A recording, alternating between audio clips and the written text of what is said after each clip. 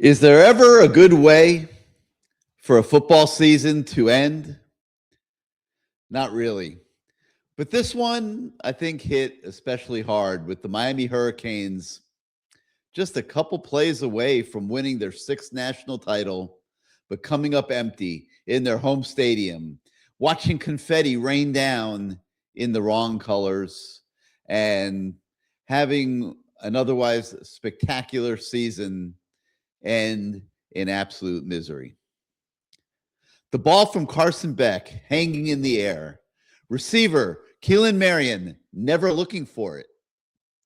A complete communication breakdown at the worst of times with the whole thing hanging on the line.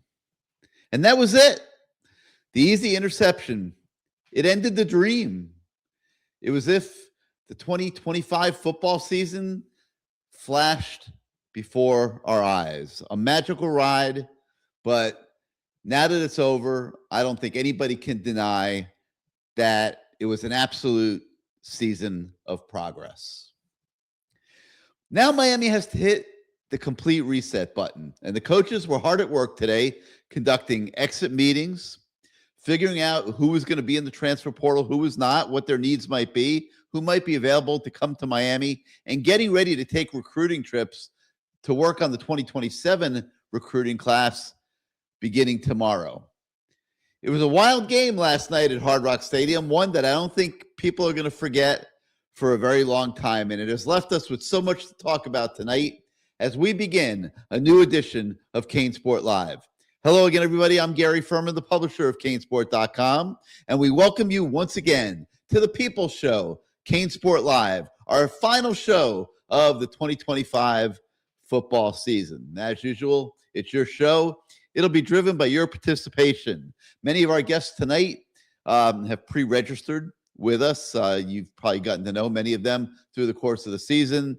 We will be bringing them on the show as they appear in the studio.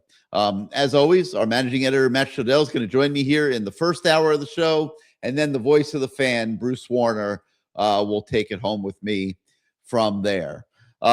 So without further ado, let me bring in a very weary Matt Shodell. We had a late night at CaneSport for sure. Not too many hours of sleep. This is team no sleep for sure, but we are going to try to power along in this show with you and break down a little bit of what we saw, give you some perspective from our viewpoint, and then hopefully get some others' perspective in here as well. So, Matt, I really thought they were going to get it done, man.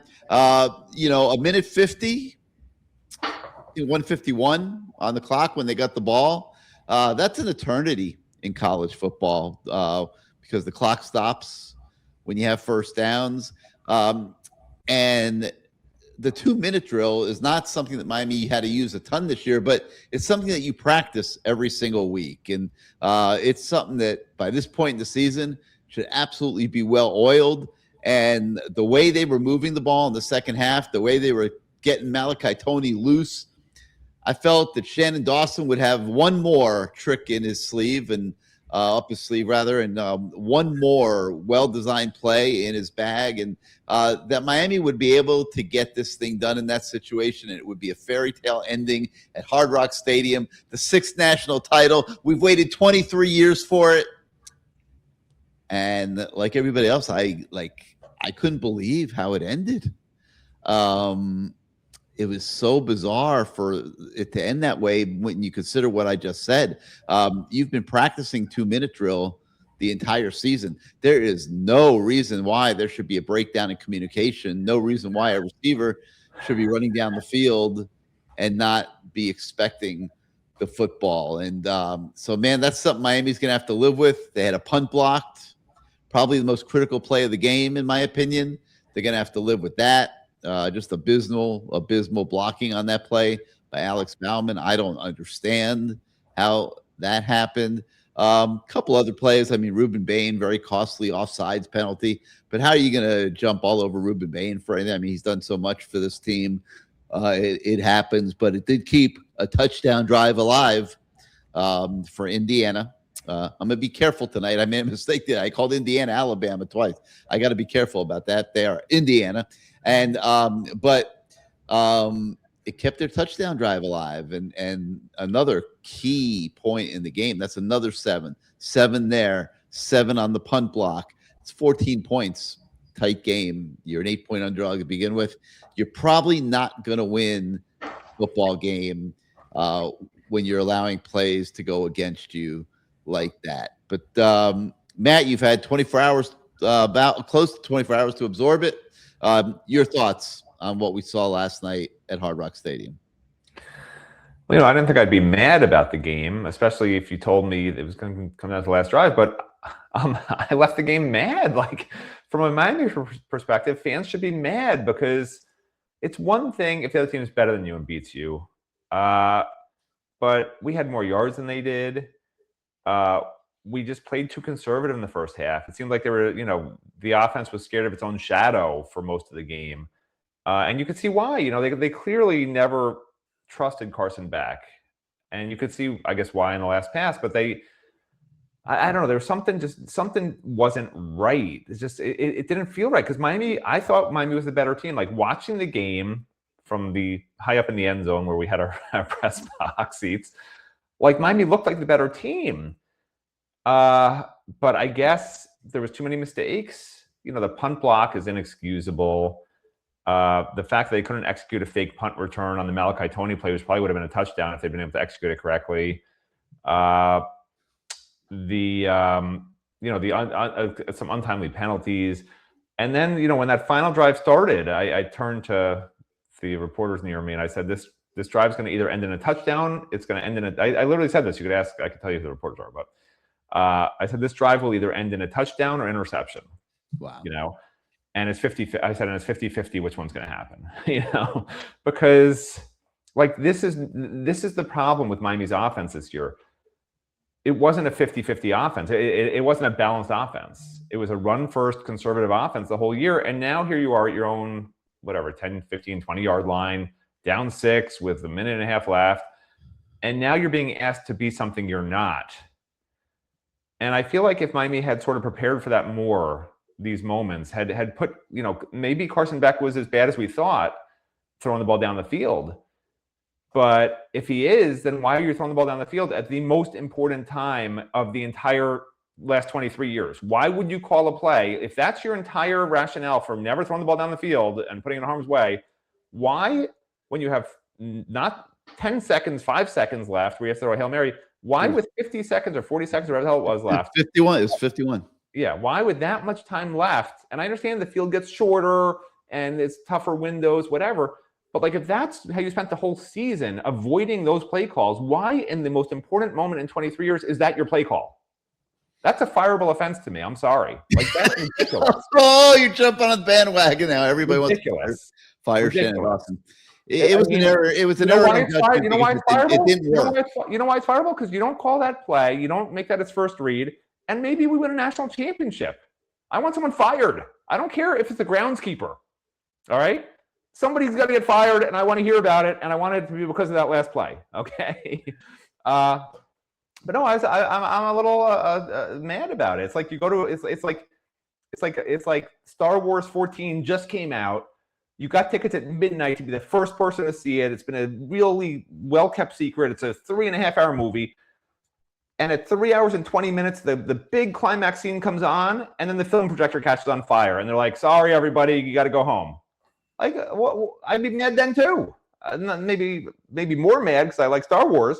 But I was a little mad about this. And I'm a reporter. I'm not a fan, so I shouldn't have emotions about it, really. But as you think about all the Miami fans that spent $4,000, to sit through 3.5 hours of Shannon Dawson calling A and B gap runs when every time he went outside the A and B gap was a 10 to 57-yard run, and he only did 2 of them the whole game, or 3. I mean, every time they snapped the ball, the defensive end on the left side was looping around into the A gap every damn time. And it never occurred to Shannon Dawson to run where he's leaving more than 2 times that I remember in the game. One for a 14-yard run, one for a 57-yard touchdown. Like, run it every time there. And then when he stays there, you start running up the middle again. Like, I just don't, I can't comprehend the offensive game call. And like, I'm going to go into next year. I'm telling you right now, I'm going into next year. I'm going to be telling people again, like, Shannon Dawson, he still hasn't proven anything to me. He was terrible the first half of the year. I thought he was really good the second half of the year. But then he SH'd the bed in the championship game in the most important moments. You know, we were joking in the press box, not just me, but other people were saying to me, like, maybe this was Shannon Dawson's plan. Indiana's defensive coordinator is so good that he probably assumed that Shannon Dawson was going to do all sorts of new stuff to confuse him. So Shannon Dawson thought, I'm going to confuse him by doing the exact same stuff I did all year with nothing different. He'll never see it coming. Because that's what it looked like and felt like and seemed like, and that's why I'm a little perturbed. Wow. So you're pinning this whole thing on Shannon Dawson. I'm pinning the last play on Shannon Dawson. I'm pinning the first half on Shannon Dawson. That's why they lost the game. The defense played great. They outgained Miami. They outgained Indiana in yards. The defense played lights out. Lights out. Other than a little soft and pass coverage. And special teams too. I mean, there's no excuse when the other team doesn't even have a punt block on to have a punt blocked. Heads should roll for that too. I mean, again, this is for the national title. It's not like you're just playing a regular game. Heads should roll when you lose your chance at everything because of one or two stupid plays. And it really was just two stupid plays the whole damn game. And it's so frustrating. I would love you want Heads to roll because it's just so dumb. I would love to just get an explanation on that one, from Alex Bauman. Like, what was he thinking? Like, he literally didn't block the guy. There was nobody else.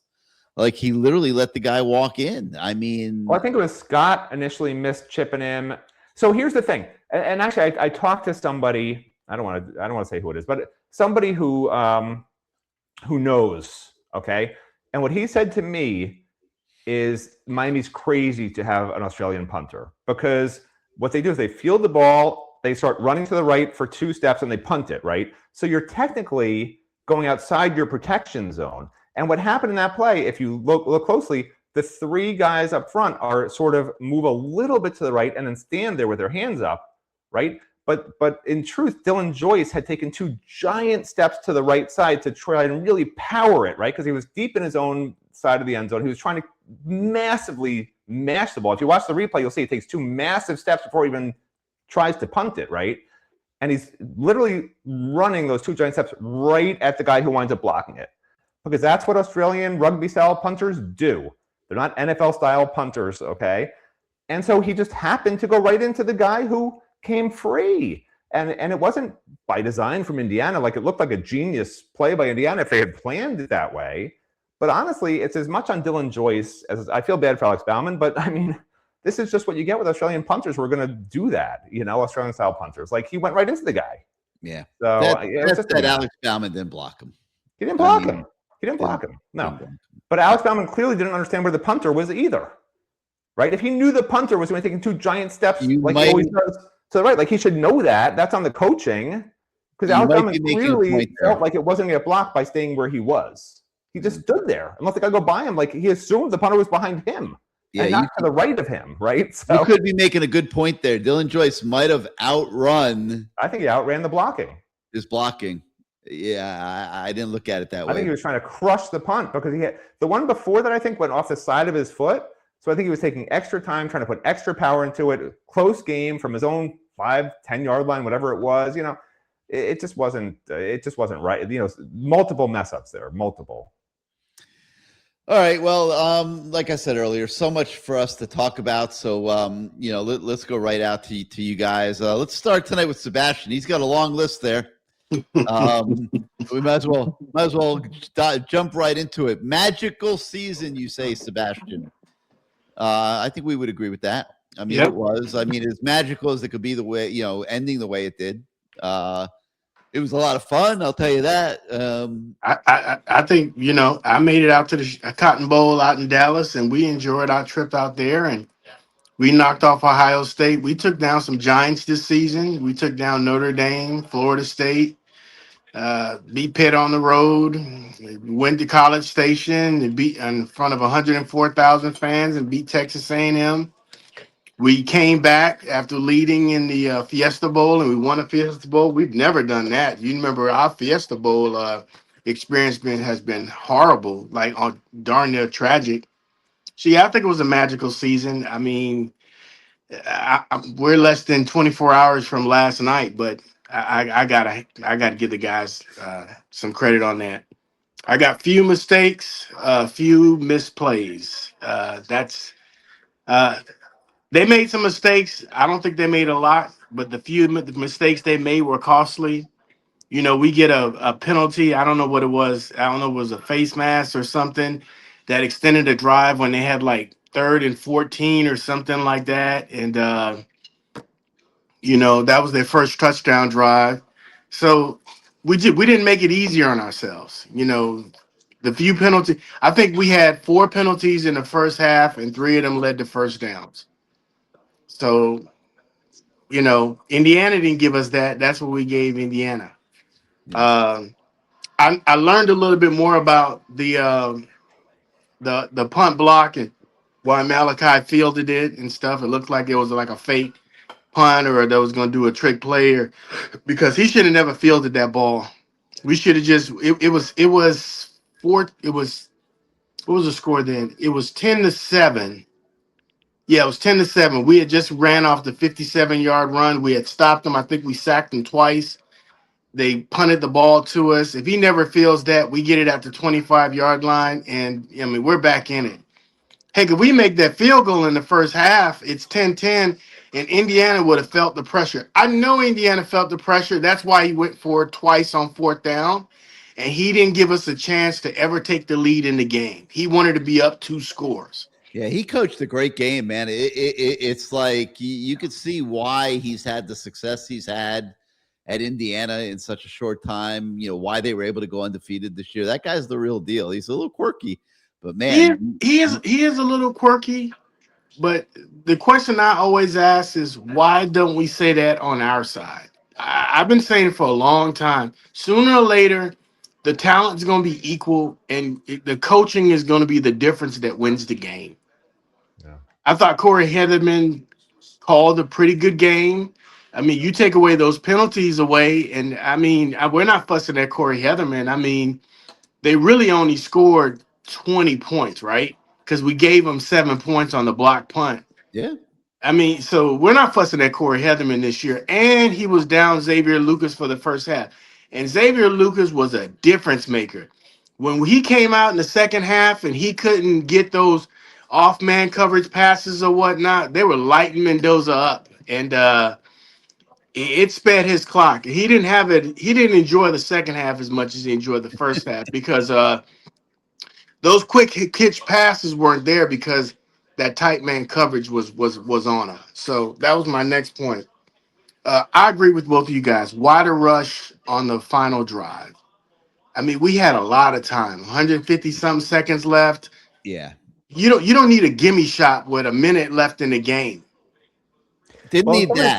Somebody did make a good point, which was Malachi Tony was open on a cross over the middle. It wasn't all go routes, but you know the truth is, if Beck makes a good throw, that is a touchdown. Like if it's a earlier throw into the corner of the end zone, that's a touchdown. Like it just is because he'd beaten the corner. The safety has to come over and help. Oh yeah. But it was a terrible throw, which is the problem with Beck. Like he thinks he can make the throw, but then that's his issue, right? When he throws these deep balls, they're so high up in the air. They're like he throws. I would say this: Carson Beck's a good quarterback. He throws a real easy interceptable ball. Yes, that's what I will say. That's a great point. Safety too much time to come over. Cam Ward, if you ever see Cam Ward or even Coleman, the new kid we got, that ball just whizzes out there. It's like zzz. But Carson Beck throws an easy, catchable, interceptable ball. I mean, he throws a good deep ball, but he throws an easy, interceptable ball. Here's what I would say. I don't know if I'd have put him in that situation as the offensive coordinator. I don't mind the last 2-3 plays are thrown in the end zone, but not where he was at that particular time. That's just me. The outcome could have been the same. Even if that hits for a touchdown, you're leaving 38 seconds left for Indiana to get a field goal to win, right? And Miami had right. That. To me, even having that as an option makes no sense. Like I don't want to do that. You know, I had the same issue with Indiana not throwing for it on 3rd and 4, 3rd and 5 to try and end the game and just running it up the middle, right? On that last play they had before the field goal. Like, they're just basically saying, we're going to let you try to win at the end of the game. And Miami had just scored a bunch of points. So I was very surprised at seeing that he did that, actually. I was surprised I was surprised they kicked that field goal. But this coach was really worried that if he ever gave the ball back to Miami and they had a chance to win, he was really kind of quivering his boots. So I was thinking about that. My next point is congrats to Mario and the team. If you'd have told me we'd have been 13-3, we'd have beat all these teams, we'd have been in the national championship game, we'd have lost by 6 points to an undefeated team, I would have taken it. I wouldn't even watch the season. I just would have taken it. And so there's definitely some progress there. Are we going to get a transfer quarterback? Duke is acting crazy. They're trying to keep this kid. They're not acting crazy. Transferring. They're doing what you would have expected them to do. They're fighting because Miami's literally stealing their quarterbacks. So I'm not surprised they're putting up a fight. I don't know how it's going to turn out, but that being said, if we don't get him with Emory transferring, are we just up the creek without a paddle? The only other option would be finding somebody not under contract who can unenroll at their school and then re-enroll at Miami. Other than that, you just have what you have. Like, if you can't find that guy, which I don't think exists, you're stuck. I think Luke Nickel could be coached up to be serviceable. Are you going to go undefeated and win a national title with him? Probably not, especially on a team that is going to be a little lighter on proven impact, high-level talent again next year. Like, there's going to be a lot of good young prospects playing next year. It's going to be a young team, but not a ton of first-round guys like they have this year, where Bain's likely to go in the first round. Mayano is likely to go in the first round. Even Mesidor could work into the first round potentially. You're not going to have that type of team next year. So it's going to be a tougher situation to bring a young quarterback into. We don't know what we're reacting to yet, so we won't. But, I think that the Mensa kid really makes a lot of sense, which is why Miami made this play when the opportunity presented itself. We're going to see if we're going to get him. If not, I say start the freshman. We probably not going to be winning a national championship, but we have something we can build on. I said, my fifth point was a season to build upon. I think there's a lot they could take away from this season. Sometimes you have to lose to win. And I've kind of felt that with Miami all season. Like, I thought that SMU loss was what we needed to be where we were at because it forced us to change. It made us look at our offense a little bit differently. That's when we started getting Pringles. How did Indiana win all their games without losing then? I don't understand. So this is how Indiana won all their games. I was being facetious. I'm saying you can also not have to lose to win. Okay, I get it. I get it. I agree with you. With this team, they needed to lose, but you don't have to lose. It just depends on your team. They needed a kick in the butt. They weren't playing real well, so they needed a kick in the butt. But most teams, and the small things were the difference in the game. The small things were the difference in the game. They really went after 24, and I thought Ethan O'Connor played real well. But man, I'm telling you, he's there. There was like, man, if he makes a couple plays, they went after him on the back shoulder throws. Which they saw something in his coverage technique on film that made them feel like they could hit the back shoulder throw on him. They tried that with Frederic, and they were getting burned all the time because he was almost intercepting the ball. And what happened to Frederic? Did he get hurt? He just stopped playing in the second half when Lucas came in? Yeah, I'm not sure on that one.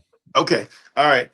My last point is just saying great reporting by both of you guys. I really enjoyed, the whole entire season. What I want to know is these exit interviews with all these players. I think 5 went in the portal today. I mean, are we going to start talking about some other key contributors going to the portal, moving out? Contributors? I don't know. No, not that I've heard of. I don't think they'll be key contributors. The guys that have gone in the portal so far, not just today, but earlier, are not key contributors. And that's why they're in the portal, because Miami's not going to invest a lot of NIL money in guys that aren't key contributors because they're having to invest so much money in guys that are.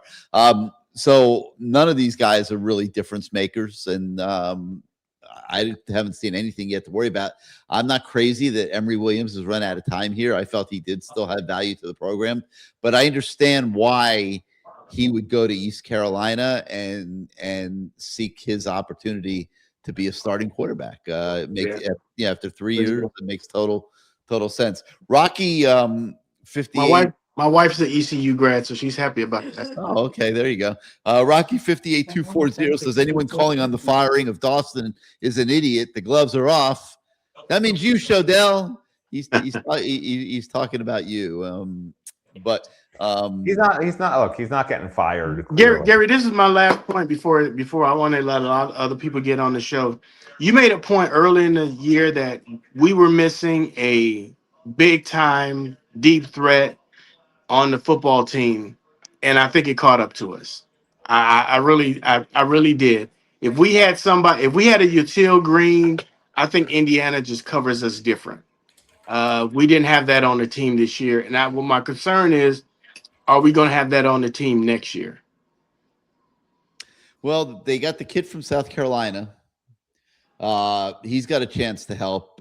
That's what he did there. He made big plays down the field, Jacobs. And that's why they identified that as a need when the portal season opened and immediately went and grabbed him because they need more threat down the football field. They need a guy that'll stretch the defense, which will open up more for Malachi Toney. And so I love that pickup. I think that's a real good pickup. In terms of, you got some pretty good freshmen coming in, and we'll see in spring practice just how close they are to being ready to play, and what their speed is like. But I love the freshman group of receivers, and but yeah, it's definitely a void, and definitely something that hopefully has been addressed here through recruiting and the portal. Are we gonna? Do you see us getting any good portal pickups in the next week or so? Well, they got the Wilson kid in right now for a visit. I'd have to think there's a decent shot there. The O lineman Seaton, I don't know. That one seems to be slipping away. What about the South Carolina guy? Yeah, that's more likely. Probably more likely. He didn't grade so great. Like, we're not sure about him. He's not Seaton for sure. But the bigger question to me is Markel Bell coming back? Because if he comes back, then your needs certainly on the offensive line out of the portal get minimized significantly. And I thought Bell played great. Man, I appreciate all that you guys did this year. We can't complain about how the year. We wish the year would have turned out better. We can't complain about it. Matt, you were smart. You were spot on. You're just a year early. Are you still holding your prediction for next year? If they get Mensa, I mean, I was assuming they get a good quarterback. It's just crazy that they have to jump through these hoops to try and find a decent quarterback. I mean, they have everything else that you need to again do this. Okay. And by the way, Gary, just so you know, I didn't say to fire Dawson. I said the last play was a fireable offense. There's a difference. You do know that, right? Okay. Yeah, there's a difference. What do you think, Sebastian? Well, he was saying fire Dawson, right? No, I don't think you fired Dawson. No, Matt was saying that. Oh, okay. I thought Matt was saying. I did not say that. You said it was a fireable offense. I said fire somebody. I said it was a fireable offense. You could fire the special teams coach needs to be axed. It's funny. Why does everybody always blame the coaches? It's like Alex Bauman. Now Matt made a good point earlier that maybe Joyce, you went outside the scope of the blocking wall that he had in front of him, and that allowed the guy to get outside and get the kick. But I mean, he really didn't make much of an attempt to block that guy, and that's the special teams coach's fault. I mean, I don't know. I mean, that's Bauman's fault. It's a multiple people's fault, But Bauman clearly is the one who bears the most responsibility. That guy's running there. There's no one else. You block the guy. It's common sense. It's like if you see $100 bill on the sidewalk, you don't pick it up because it's a trap. Same thing. Common sense. Common sense. Yeah. Well, great. I've enjoyed it this year, guys, and I hope we have a similar run come next year. Let's hope, man. Yeah. It's gonna be a little tougher though. Yeah, be a little tougher. With no Bain, Mesidor, and Maui Noah, man, those are three pretty damn good players. I appreciate those guys. Those guys did a lot Yeah. for the program. They didn't have to come here. Yeah, this defensive line was fun to watch. It reminded me, I used to be an Eagles fan when I was in college back in the 1800s. And that's, of course, when they had Jerome Brown and Seth Joyner and like that defense. I enjoyed watching that defense. Like, I felt more comfortable as an Eagles fan because I was an Eagles fan growing up, no longer. I didn't realize their fans were horrible people because I was young. But I enjoyed watching that defense more than when they had the ball on offense. Like, I felt more comfortable with them scoring on defense because they were terrible on offense back in those days. But, I mean, that was a fun defense to watch, and this was a fun defense to watch. Like, it was just such a joy to see how good and how much passion the defenders had playing for Corey Heatherman, playing in this defense. It reminded me of Kennard. It reminded me of Kennard Lang and Holmes. Those two bookends. Yeah, they were good. But I've never seen one year to the next this kind of difference. And kudos, not to pick on Lance Guidry, but like kudos to Corey Heatherman for just making it simple and letting these guys play fast and with passion and with anger. Which I know how that feels now, and they got the job done, like game in and game out. There was no this game they were terrible. What's going on? Like the defense didn't lose the game for us. Game against every type of offense, they were good or great. They were never bad in a single game all year, which I mean is just Corey Heatherman. They should sign him to a 50-year contract. I mean, good for him. Yes. Hope they will. All right, Sebastian. All right, take care, guys. Man. Have a good night. All right. J.R. Barr's making a great comment here, Matt. Carson Beck's arm was never fully fixed. No, listen to me. Hear me out here for a minute. Well, that's like saying he had a concussion, so he couldn't throw the ball because he got hit in the first. No, he was able to throw the ball, but there were times where it didn't seem like he had a lot of velocity, especially when he went deep. And he rifled some 15, 20-yard passes in there. Like, he just has a tendency to on these deep balls that are one-on-one, he tends to let his receiver make a play. And when you want a receiver to make a play, you try to put some air under the ball, right? But let me tell you, way too much air under the ball. Yes. I don't think it's an arm problem. I really don't. I think it's a mental problem. Maybe not. But I was with Bernie Kosar, and I think it was during spring practice, if I'm remembering correctly. And we were talking about Carson Beck's injury. And Bernie had a similar injury. And Bernie was showing me how his arm, still to this day, he had to adjust his throwing motion, which was unorthodox. You do know, I can't even discuss it. Well, the surgical with the surgery from the 1970s and 1980s. Way better now, 100%. Can I tell you, there's I don't know about quarterbacks, but I know that for a fact there's pitchers who hope they have to get Tommy John surgery because they throw harder after surgery. That's not even a joke. That's the truth. Like the new surgeries, you're fine, if not better. So he throws passes fine. It's just the deep ball. He lobs it. There's nothing wrong with his arm. It's ridiculous. I'm trying to find a reason for that throw. It's so frustrating. All right, let's go to K-Mac, man. What's going on, K-Mac? How you doing this week? Hey, man, what's going on? You got me on the show with Stonecraft Shodell tonight, huh? Oh, yes, sir. Hey guys, I have to agree with Sebastian. First and foremost, great season. You guys did a phenomenal job reporting all year, doing your thing. The clashes, the agreements, whatever it was. You guys did a great job. I know you will never take reporting or working this late in the season for granted again. I'm sure you guys. I'm sure that I know you're weary, but I know you'd rather be doing what we were doing for the last 5 weeks than sitting around talking about next year for the last 5 weeks. No, it was great. It was great. Yeah, it was phenomenal. Great game.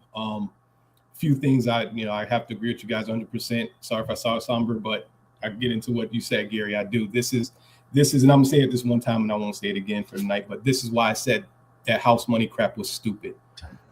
This is why I said house money. There's no such thing because there's no consolation for the feeling now. You see what I'm saying? When you're playing with house money, when you lose it, it doesn't bother you.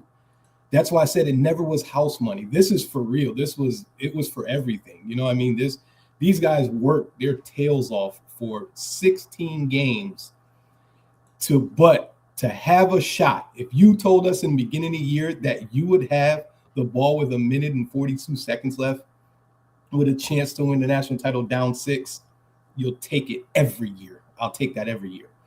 I was at work. I happened to be working last night. It sucked. I missed a lot of the game. I was in and out between doing things. Stopped in the guy, talking with the guys, reporting stuff, letting me know stuff. I did see the punt block. Matt, you are 100% correct.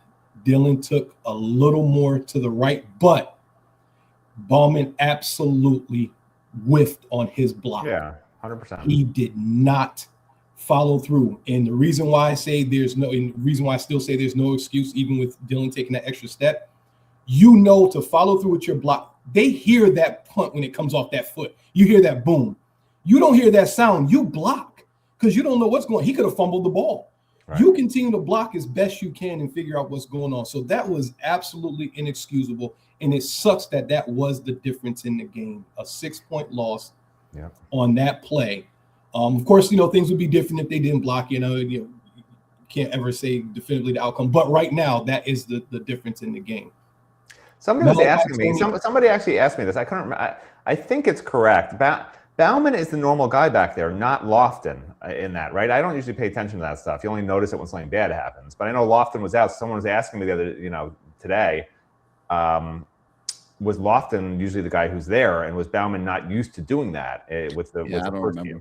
I mean, Bauman's the better blocker, so I assume it's Bauman. But yeah, I don't remember. I would too. And not only that, I mean, Lofton's your starting tight end. I don't know why you don't want to have necessarily. Bauman's the starting tight end now. As things went on, but Bauman is a better blocker, so I can see why. But in any event, great season. But Malachi Toney was open. He probably would have got 8 to 9 yards. He would have been hit. There were 3 defenders right around him, so he wasn't wide open. He would have had to make an efficient throw. He probably would have got tackled. Again, Malachi, never know. Maybe could have snuck out, but chances are he would have got hit. But sometime come off clock. But plenty of time. Even if he does, you still have time to get up spiky. You're at 3rd and 2. Plenty of time. I do agree, Matt, 100% that if he could have put the right air or the right velocity on it, that is actually a touchdown pass. Actually, listen, it's not an easy throw. Okay? No, it's not. No, it has to be a perfect throw. That's a throw that even an average quarterback understands. You're going to overthrow it. You never underthrow that. Right, never underthrow it. You can't underthrow it. Either your guy catches it or nobody catches it. It's one of those scenarios. That's exactly the mentality. So that's why it's shocking. Yeah, and if you look at it, that safety came down, Gary, and he actually closed his angle, which he flattened the route, like the equivalent to a receiver flattening, going from a post route to a dig. He flattened his angle coming in. So if he does throw that over, that safety had no shot. Marion was wide open and in the end zone. That's because Marion's going this way and the safety's coming this way. Correct. Exactly. He had the wrong angle, and the safety had the wrong angle. 100%. Exactly. That's exactly what happened. That safety closed his angle instead of widening it to prevent, at least, trying to get over the top of it. He actually closed on it, but he probably read that the ball was short, which is why he maybe did. But just looking at it, if he throws it the way it's supposed to, now the safety has to either make a phenomenal catch or it should be going out of bounds. But what he caught, that was the easiest interception this guy's going to have his whole career. He'll never see an easier interception in his life. Again, just such a great season, and it hurt because I think we here, and this is not even looking through Gary's Miami glasses. This is with our eyes. There's no doubt we actually had a better team. We have a better team. We were better than Indiana last night. That's what's frustrating. That's what's painful about it. Yes. Because if we're better, because here's my problem. If we're better, why do we lose? And the only answer could be the coaches, right? Because if you have better players, better personnel, how do you lose? There's only one way to lose. And that's what's frustrating. So in this case, Heatherman, who I hope gets the Broyles, I think he very well deserves it because he has the same defense as they had last year. Our defense was a sieve last year. Somehow we were top 10 defense this year with the same personnel. We didn't add any. We added Keontae Scott and Jacoby Thomas. O'Connor, a couple of those guys, but you can't say that those guys were like a Caleb Downs in terms of the corners. Keontae Scott was a difference maker. I'll give him that much. But outside of Keontae Scott, they were really the job that he did versus who we had before, and I can't remember his name. I'm so glad we got Heatherman. But the job he did, man, I hope he gets the Bros because he absolutely 100% deserves it. He deserves a raise. Hopefully Mario can keep him. I heard some rumors about the Dallas defensive coordinator job or something to that effect. I really hope he stays, and I hope we sign him to a long extension because he definitely deserves it. And I think as kids he's seeing that he has for multiple years get that defense, I think we can become an absolute juggernaut because guys will be able to really know his system, pass it along to the ones that's coming in. He has a shot to do something really special. I'm thinking like the Greg Schiano type days in the Stoops as the secondary coach, where we can build some dominant defenses. Unfortunately, we needed Cam this year and we needed the defense last year, and we just missed them both. If we have Cam this year, we win a title, no doubt. Oh yeah. If we have our defense last year, we win a championship, no doubt. And to me, that's the frustrating part because now, like Gary said, Bain, Mawano, and Mesidor, that's a lot of production. Listen, there's so much talent on this team. I'm telling you, it finally looks right. It finally looks right. Fans should not be worried about losing players anymore. This really is not rebuild, it's reload. I mean, I have no. It is, Matt, but we're going through the process right now. I'll have a column on the website in the morning. It is, Matt, but it's not like proven, established top end. It's guys with a lot of potential. Yes, it wasn't coming into this year either. There was a lot of question marks coming into this year. You just forget. Bain and Mesidor and Mawano were first rounders coming into the season. Yeah, and now you have Malachi Toney, who you didn't know was going to be so great. He's coming back. Justin Scott's really good. If Ahmad Moten comes back, if Markel Bell maybe comes back, I'm not sure he would. Mark Fletcher, we didn't know he was going to be this good, right? He looks like an NFL running back. I know, NFL running backs are a dime a dozen, but and then you have, we weren't sure about Marty Brown, who we thought couldn't catch the ball, and he's a great pass catching running back. Gerard Pringle has emerged as a great speed back option. You can say all you want. Yeah. That we don't know everything's going to look worse, but we would have said the same damn thing going into this year. I agree. To some respect, right? I agree. CJ Daniels was terrible at LSU. Keelan Marion never had more than 500 yards in 4 seasons, wherever the hell he was. You could point to any number of things, but I'm telling you, when you watch the practices and when you see the personnel and you see how he's stacking and developing. That's all I need to see. That's why I'm sticking with my, what I said 2 years ago, which was playoffs 10-2. And, I said 2 losses this year in the playoffs, which Gary said, if they lose 2 games, they won't be in the playoffs. And then next year, competing for a national title, which obviously they were ahead of schedule this year. But I still think they'll be right back there next year. I really do. Yeah. I don't believe we're falling off the cliff. They need a quarterback. They need a quarterback. That's the key. I didn't foresee if they don't get Mensa and they don't get a top quarterback, then I'm going to change my whole prediction. I mean, today's football game, you can't win with a guy who's never played a snap of college before and you just don't know. I mean, there's just, that would be, to me, would be a disaster and a shame because everything else I see is there. Everything else you want is there. I mean, that falls right in line with Gary, what you've been speaking about all year, with fans that want to talk about developing Emory, developing Luke. With the money that's invested in this team, you can't take a step back anymore. You have to give yourself an opportunity with the best arm available. Yeah. And that's, if feelings are hurt, they just have to be hurt. But here's the proof in the pudding. When spring training comes, if we get Mensa and Luke Nickel outperforms Mensa in spring, Luke Nickel starts next year. Mensa doesn't start. It's just that simple. You have to earn your spot. I don't give a damn if we pay $10 million, $50 million to bring the kid in. If he's not the best quarterback in spring, and Luke Nickel is showing, if Luke Nickel's playing like Peyton Manning and Mensa's playing like Trent Dilfer, Nickel he's starting next year. And to me, that's what these guys have to understand. We can bring the quarterbacks on, but it's still your job. You want the job? Beat them out. Beat them out. Regardless of what we pay them, beat them out. I don't care if we have to pay a $6 million quarterback to sit on the bench, as long as the person that's in the game is the absolute best quarterback and gives us the best chance to win, understands offense, knows what he's supposed to do. I want guys back like Cam Ward that can damn it audible at the line because they understand our offense and they can read defense and understand. That's the type of quarterbacks I'm looking for. I don't think we just need to have robotics, because I do feel like that's where we kind of get into those tendencies of blaming Dawson so much on the game plan. Last year, Ward probably audibles 30% of the time. if he sees something he doesn't like. I don't think Carson Beck felt like he could do those types of things. He just had to fall in line with whatever Dawson called. I'm not going to call for Dawson's head, but I do think that the first half was absolutely pathetic in terms of they were playing like they were scared. They did not look like they felt like they could move the ball again. I feel like it's almost like they listened to the hype about Indiana's defense or something. It's really frustrating when you see the success they had being a little bit more aggressive in the second half. But I do understand how this team has relied on the running game and the offensive line the whole season. So with the national championship on the line, why would they be doing it any differently? I mean, so I get it. And Fletcher did have 100+ yards, and on the second play of the second half, they did bust that long run. They just didn't do it in the first half. But I want to say one other thing. I've been sitting here watching the play all over and over again, that last interception, and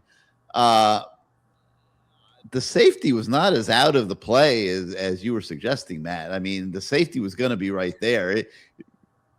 Had the throw been better, it might have been a bang situation, but it had. If it was thrown earlier, into the back corner of the end zone, I think it's a touchdown. That's all I'm saying. Well, I mean, it was intercepted at like the 13-yard line. I mean, it never got to the end zone. No, it had to be. The throw was 10 yards, 15 yards under thrown with too much air under it. Yeah. And if you Marion had gone past. I'm not watching it, but Marion had blown past the corner. Yeah, go ahead. Oh, I was just saying, my point was that what could have happened was, I believe, because the safety saw that the ball was underthrown, is why he was at. I wasn't saying that he was severely out in terms of like it was 100% guaranteed that there's no way. I haven't. But if you look at it, I have not been eager to watch. I have not been eager to watch the replays, but I will force myself to watch it again. I'm watching this over and over again right now. That safety took off. Now, let me look at it. I have not wanted to see it again, but I'll look at it again just for you, Gary. Yeah, that safety. Here, I'm going to send you the link right now, Matt. You don't need to send me the link. I can find it. It's all over Twitter, I'm sure. Yeah, it is, but I'm going to, just in case you have trouble, you'll have it in about 2 seconds here. I'm going to send it to you. But the safety took off for that back quadrant of the field the minute the ball was snapped. All right, here it is. I got. I'm looking right now. Hold on. Okay. And that may have been the case, Gary. Again, I was looking at more of the close-up. Yeah, you're right. The safety was going to be in position. I agree. Yep. I haven't watched the replay, so all I was live time. I don't want to see it again. From the very beginning. Should not have been thrown. You're 100% right. Yeah, that ball never should have been thrown. I mean, 100%. And the corner only let Marion go. I didn't want to look at it again. I was going off memory, but you're right. Well, the corner only let Marion go because he saw the football. Yeah. And that's what I'm saying. Well, I know the corner let go but that's what I was saying when I was looking at it, and I looked at it in a smaller view. I didn't look at it from the very beginning of the play. And that's why I was saying the safety might have cut his angle shorter because he saw that it was an underthrown ball, and that changed his trajectory. But with that being said, even if he threw it, but again, I think it goes back to my original point, which is it either goes out of bounds where nobody catches it if your guy can't catch it. So regardless, it should have been out of bounds. He should have never been able to make a play on. Neither one of those guys should have been able to make a play on that ball once it was thrown. I would put it on the screen right now, but YouTube will hit me with a copyright violation. But yeah, don't do that. But so I can't do that. But I mean, nobody wants to see it again. Who wants to watch this over and over again, Gary? There wasn't that much air under it either. He didn't put too much air under it. He tried to throw a rope there, and it just came up. It never should have been thrown. There were two. No, it should have been. It was a horrible throw, and especially again, still looking at the time. Like I said, if you hit Malachi, who again was open but would have been probably tackled because he was surrounded, but he did have space. He gets 8 or 9, possibly a first down, depending on what Malachi can do. I just would have liked that was a safer throw, made more sense. You're inside the 30. I believe you've been inside the 30 at the time. You can spike the ball. You have like 3rd and 2. As I say, you get tackled. You have 3rd and 2, and you probably have about 30 seconds. Lifetime. Just much better. So for a 6-year, 7th-year senior, very disappointing in Beck and letting that ball go. I can't even blame Dawson for the call because your quarterback still has to see the coverage and understand that's not open and don't throw that ball or throw it out of bounds. So I'm not really mad at the call. If you look at Malachi was open too for a short gain, but that would have eaten up a lot of time. It would have, and that's what I'm saying, Gary. I looked right at it. He would, and that's what I'm saying. If you see it, he probably gets tackled, about 8-yard gain. Does he possibly get a first down? Maybe, but it was a bad play. It was a horror. It was. It was. It was. Bad play. It, It's not a fireable offense, but it was a bad play. well, yeah, I don't know about the fireable, but and get back on it again. I do want to end on the positive side, man. I'm just really, the guys gave me an awesome season. Fun looking at it. Again, I think the last thing I speak about is it changes ACC wise. Again, we have no business not being in the ACC championship game and winning it every year for a while. We should be owning the ACC from this point moving forward. Gary, I told you a while back with Bruce, I give us one. You got one loss every year. You know, Sebastian likes to say, sometimes we need that loss. I'm not a big believer in that, but you have one loss every year in the ACC, that's fine, or Notre Dame, whatever. But if anything less than ACC championship every year now is a failure. There's no other way to explain it. We are head and shoulders above any other team in the ACC. We have the coaching in place. We have the talent in place. We have the budget in place. We have the structure. There's no doubt we have the best GM in the game in Mario. It's a well-oiled machine. They're talking about Indiana, screw Indiana. The way Miami football athletics is running things is absolutely stellar. They have their stuff together. We need to get Mintz in here, but we should be challenging we should be in the playoffs for many of the foreseeable future years coming up. So I'm really excited. Again, this is going to hurt for a little while. I'm a Denver Broncos fan as well. I had Knicks, the situation when Knicks happened. I mean, so you guys I've been the envy of all the guys at work that follow football strongly. They're telling me, hey, you got to choose. It's either Miami or it's Denver. I'm like, I'm not choosing anybody. I hope everybody should win. You talking about choose. But it was just something. I don't even care about the AFC Championship getting this weekend because of what these guys put in, man. It's just something about my Hurricanes, man, and the passion I have for them. And again, I thank you guys, man, for I wake up with you guys every morning. I won't tell my wife that. She would appreciate it. But I think I listened to you before I even say hi to her. So, yeah, I don't want to tell her that. But and you guys have just been phenomenal all year. I'm looking forward to the future. Kudos to Stephen Wagner as well. He does a great job on the recruiting side of stuff. I still haven't patented his really ×3 thing going on, but looking forward to his reporting over the next few days with recruiting and transfer portals and all that stuff. But you guys, man, absolute salute. Hands down, fantastic job. Best in the business. I look forward to talking with you guys whenever we open up CaneSport Live back up.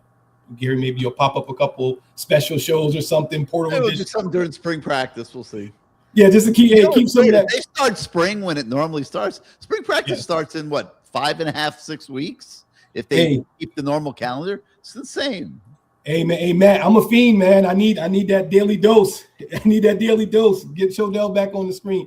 But look forward to hearing you guys. And again, man, great season, great job. Go Canes, and looking forward to next year. All right, K-Mac, thank you for being part of the show, man.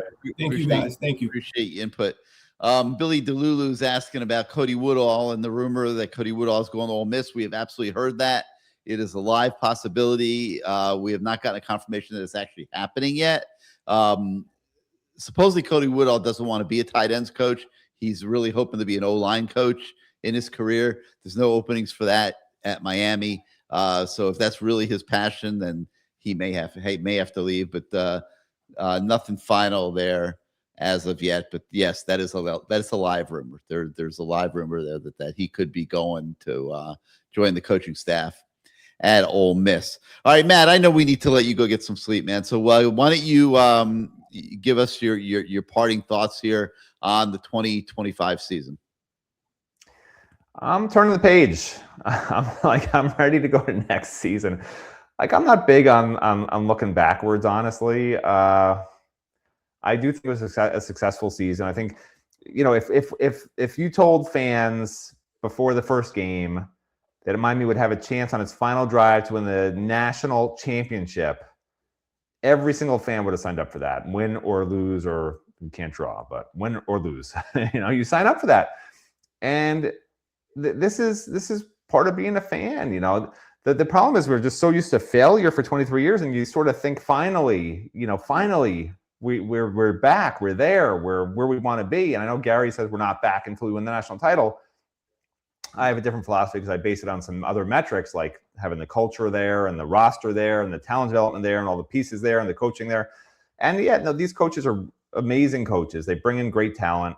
When I say they were the better team, so what do you blame other than the coaches? I mean, that's just sort of like, that's what people say, right? If your team's better than the other team and you lose, what are you going to blame it on? Everyone's going to blame it on the coaches, right?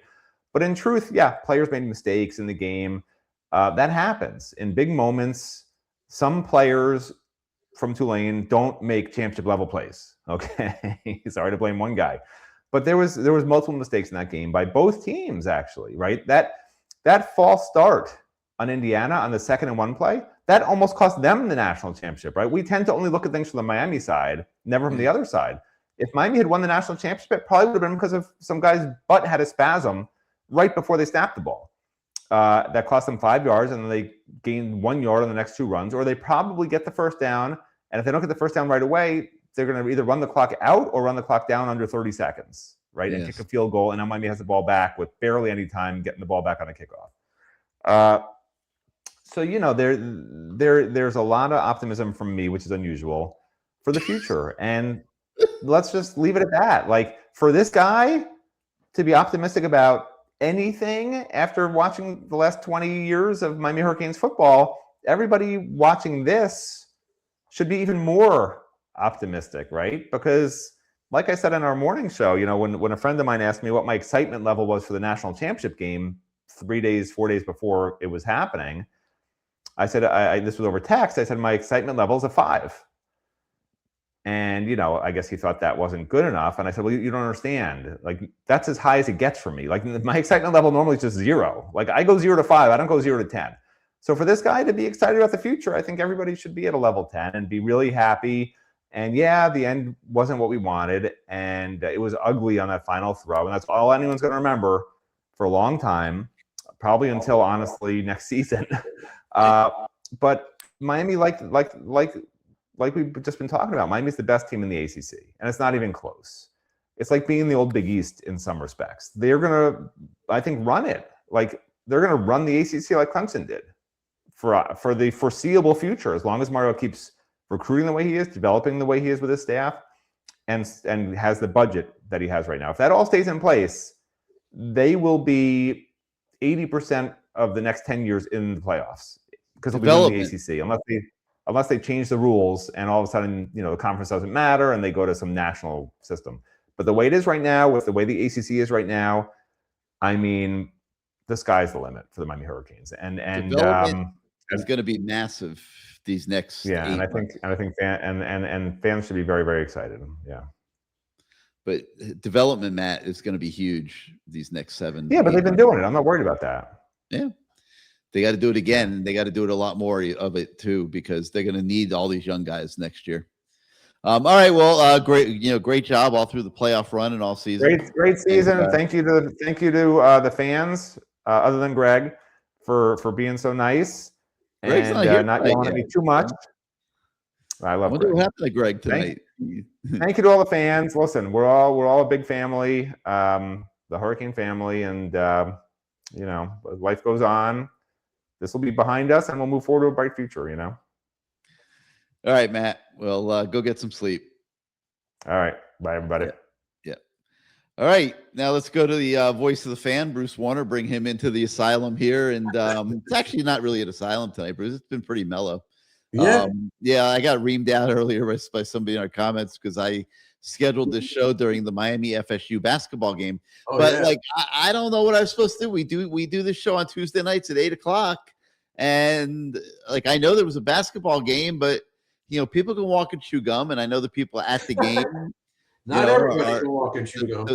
The people at the game are obviously not on the show, but they'll be able to watch the podcast back. And I didn't want to schedule it at a different time because people are used to 8:00 Tuesdays. And so anyway, Bruce, what were your thoughts coming out of that game last night? Well, I'm not angry. I thought I'd be very angry. Really angry. What's the score of the game anyway? 63-60, Florida State with 1:45 to go in the third. All right. I'm not angry. I'm actually pretty calm. because in totality, this season was incredible. We had some highs, we had some lows, we had a lot of doubt. We had people doubting us. We shouldn't be in the playoffs, and look what happened. And yet, through it all, we were supposed to get killed, and we were an interception away from possibly doing it again. And so I have a lot of hope. I'm very positive. But the fact that I'm not angry is very scary because you should be really pissed off, you know? How can you be angry? It's hard to be angry. It's it's such a shame the way it ended. I mean, with a bad play like that. Oh. Well, it could have been worse. It could have been a flag in the end zone. Which is what happened 23 years ago. But you know what? I've been through a lot. I lost my kid. So at least with the flag in the end zone, you knew you had really won. Right. We knew we won. Right. You knew you had really won. You don't have the hardware to show for it. You don't have the history to show for it. Right. But if you're a Canes fan watching that game or at that game, you know that the Canes won that game. Yeah, right. I know that. We all know that. I watched that replay in the last week several times.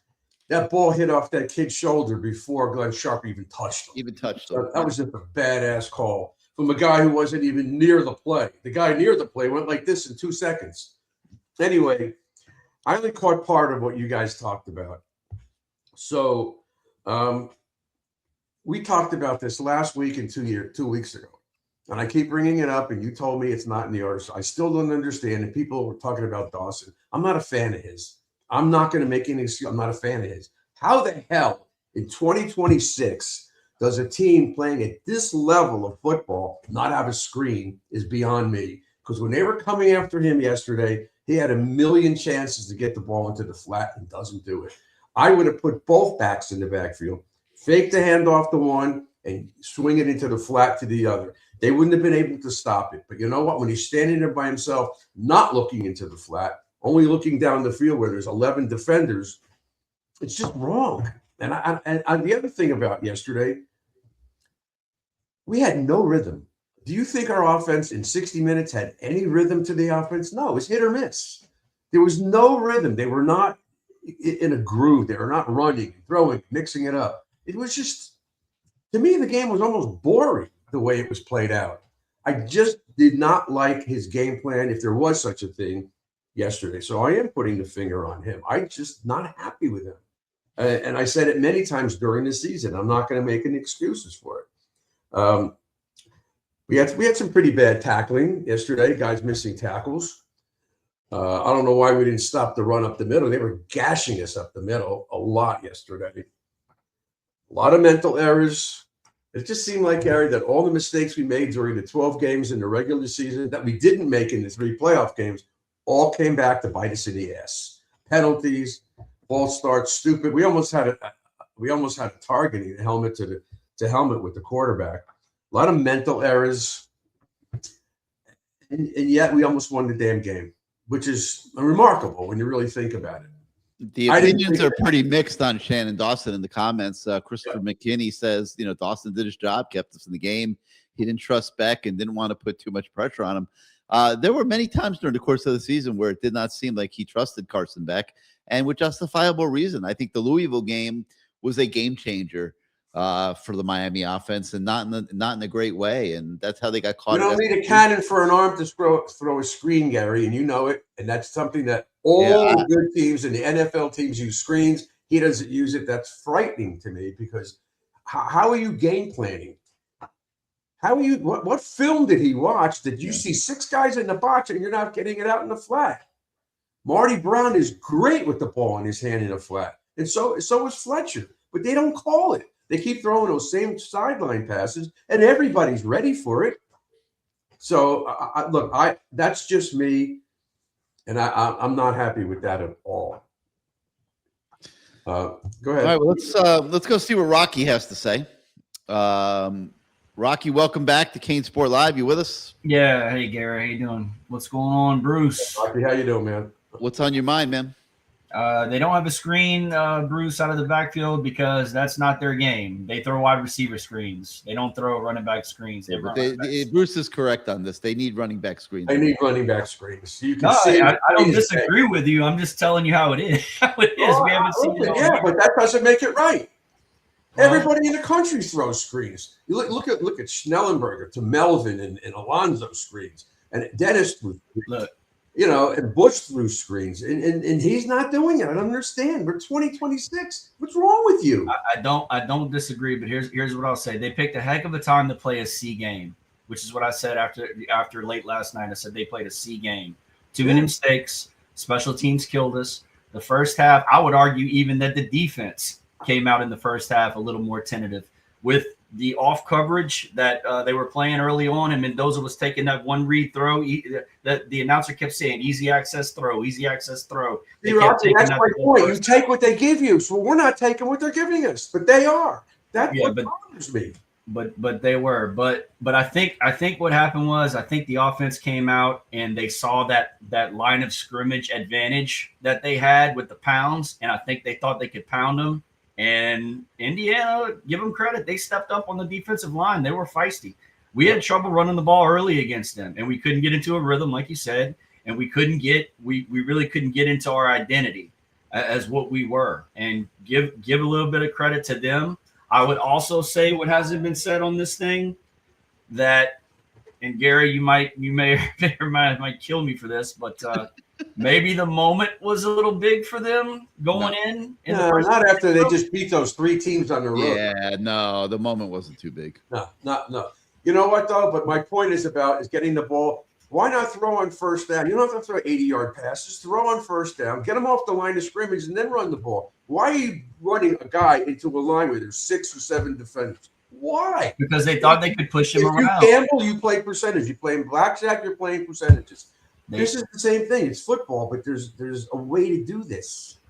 They thought I don't disagree with you, Bruce, but they went into that game thinking they could push him around, and it didn't work out that way. Things just went astray, man. Like LD Lucci here says that the DC could have had a better play call on the Mendoza quarterback draw. No, he had the right play call. They missed the check. They missed it. They didn't get the check made, and he wished he had called timeout and been able to get it right because they identified what the play was going to be. They just didn't get the right calls made, unfortunately, in that situation. They'd prepared for it during the week, and they knew that in that formation that they often ran the draw, and they just didn't get the responsibilities down right. It was shades to me, guys, and shades of the Louisville game, where every once in a while we just didn't get the right fits.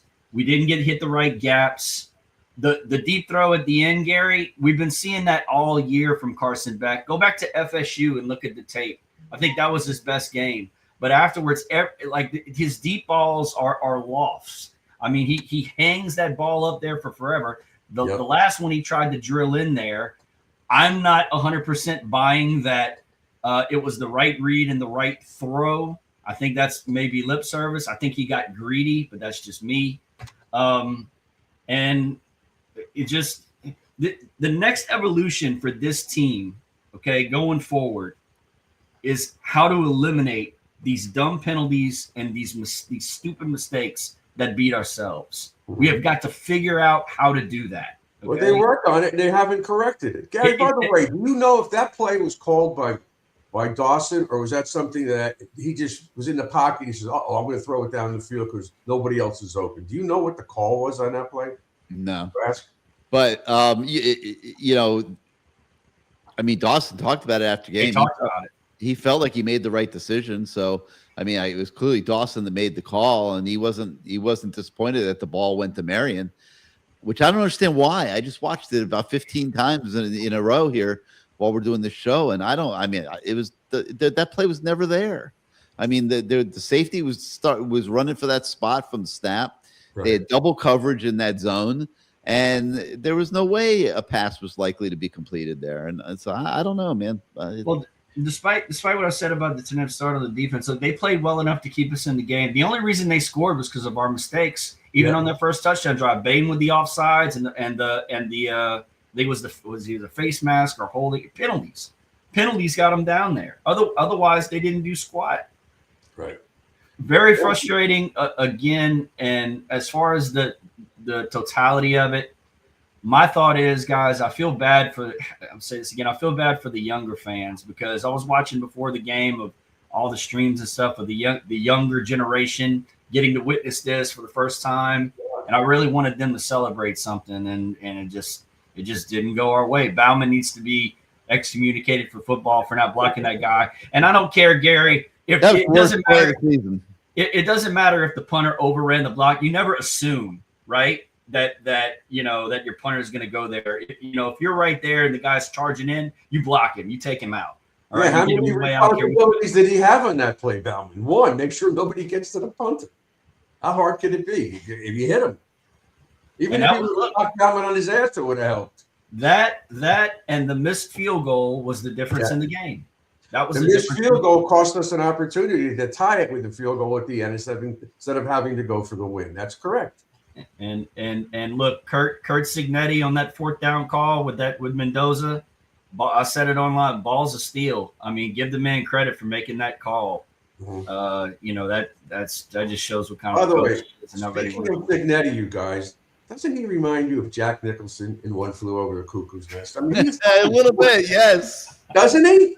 He's got this look like, where did he get these? What is he, an actor or something? He does have a little bit of that He's look. lobotomy, this guy. Yeah. Hell of a coach, though, man. I'm very impressed with that guy. Yeah, hell of a coach. I mean, we were all hurt. Bruce, I know you're not a fan of Dawson, but nobody's getting fired. And the Crabman, I heard the Crabman before, Gary. Nobody's getting fired over this. You don't get fired when you get to national championship games. I didn't say fire him. I said I'm very disappointed, and he should. Yeah, there were a lot of people on the message board today, Bruce and Gary, that were screaming for Dawson's head after the game, and just a lot of people don't like Dawson. And I keep saying it's an offensive brain trust between the three of them, Dawson, Mirabal, and Cristobal. Yes, Dawson calls the plays on game day, but all three of them game plan for the offense. And that's Gary. Would you ever ask him, why don't you have a screen? Or you'll never ask him that. I will. No, I will. I'll give it a pass. I will next time. When next time I'm just I talk to him privately, I will ask him that because I'm very curious. Yeah. Yeah. I've been saying it all season. Hopefully Mario realizes the importance of the wide receiver position, because I think they had a lot of trouble getting separation last night. Bingo. You're right, Rocky. These guys were draped all over our guys, and a lot of it was holding and pass interference, but they didn't call it. But you're right. We had no separation. No separation. And as good as Daniels and Marion have been in the playoffs, they weren't good last night. I mean, good. Again, give credit to Indiana. The defense was better than I thought it was going to be. I thought we were going to be able to handle them, and they came in ready to play. And we fought back. Our guys fought, counter punch, but in the end, it just wasn't enough. Just too many mistakes. Yeah. Gary, do you think there's any credence to this? Maybe they were just mentally exhausted after what they had gone through. Maybe not so much physically, but mentally exhausted. If that's the case, though, doesn't that apply to both teams? I mean, yeah, a 16-game season. They played 2 games, and they were blowing their teams out. They were not psychologically in it. Like the Ohio State game was close to Mississippi. I didn't get that sense at all. Those kids were ready to play. They played their balls off. They played very hard. I think the defense played hard, but yeah, there were no issues. They just got beat, man. Indiana's good. They are good, and of course they got us when we had our starting corner out, and the other kid was playing like what's the guy?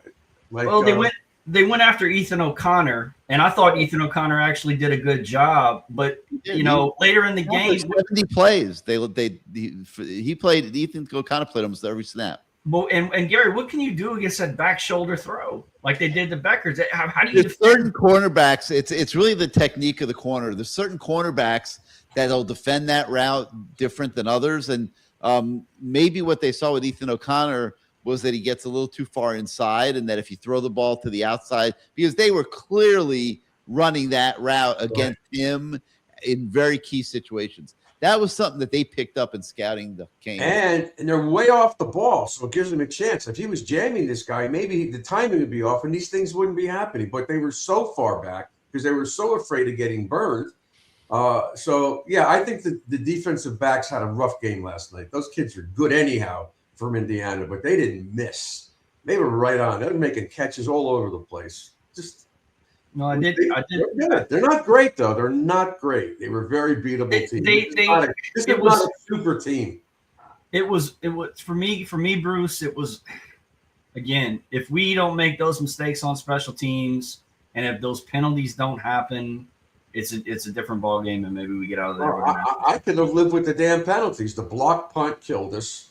The missed field goal didn't hurt. I mean, it did hurt. It hurt us because we had to score a touchdown at the end. So those two plays and all the other plays could have happened. We still could have won the game. We would not have been down 6 points if he didn't block the punt, unless we would have punted and they drove all the way down the field. But I didn't think that was going to happen. So that killed us. All right, Rock. Bruce, I got one question. You're our legal patron here on CaneSport Live. Give us a little insight on this Mensa situation. I think it's impossible. What's impossible? That he's coming here or not coming? No, that Duke is trying to sue because Mensa has an NIL contract, and they're trying to use the NIL contract as a tool to not make him come to school here. Didn't the judge already tell Duke put him into the portal? They did, but the initial judge recused himself, gave it to another judge who reportedly has Duke season tickets or whatever. That judge told him to go to the portal, but it's still left. There's still a decision, a ruling that needs to be made on. I don't know what the contracts look like, those NIL deals. I don't know how enforceable they really are. I know when you give somebody a 4-year scholarship, it's really 1 year at a time. So it's not a 4-year deal. You're locked in. You get 4 single-year scholarships to go to Miami or whatever school. I think he's going to be here. I don't think they're going to hold that up. I don't think you can rule that a kid cannot transfer due to an NIL contract. A buyout, damages, something like that, okay, but you can't do it. Right. All right, Rocky. Thanks for joining the show, man. We'll see you next go round. Thanks, Gary. Thanks, Bruce. Appreciate me having me on. Thank you. Okay.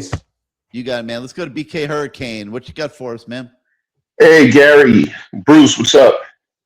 A lot. I'm still a lot. I'm like you, Bruce. I'm not upset. You know, I was calm. I was real calm. I was just okay. You know, like Indiana just made the plays when they had to make them. That's just how I looked at it. Yep. They just the Louisville game. We were down 14-0 and we came back. We should have won that game, but we didn't. You know, that kind of I mean, Carson Beck I was on Twitter the whole time, and everybody, and all the FSU trolls were telling me, I'm telling you, BK, an interception is coming. And as soon as they said it, there it was. There it was. There was that interception. It was just a bad throw, a throw that should have never been made. I agree with Gary. That throw should have never, ever been made. That throw didn't have a chance. It wasn't necessary, though. There wasn't 4 seconds left in the game. I'm sorry? It wasn't. Yeah, it was an unnecessary throw. It was an unnecessary throw. Right. Just unnecessary. But quick question. Why was Ethan O'Connor in the game so much? Is it because Damari was hurt, or what's going on?